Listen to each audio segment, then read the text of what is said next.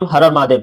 उत्तर प्रदेश सरकार द्वारा वक्फ संपत्ति की हर जिले में जांच की जा रही है। इसी क्रम में एटा जिला में 651 वक्फ संपत्ति में से 523 संपत्ति सरकारी भूमि की पाई गई और वो पूरी तरीके से अवैध कब्जा पाई गई।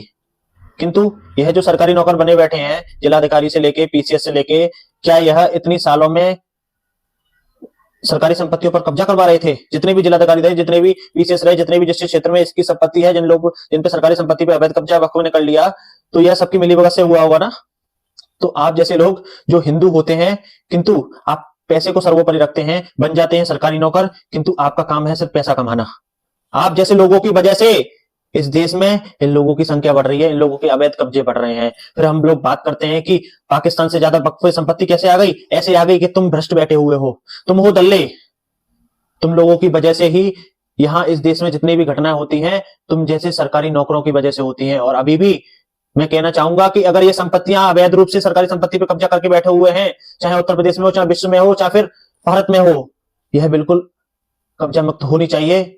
अवैध रूप से किसी भी सरकारी संपत्ति, किसी की निजी संपत्ति पे कब्जा नहीं होने दिया जाएगा। आपको कोई दान कर रहा है तो स्वेच्छा से आप दान लीजिए।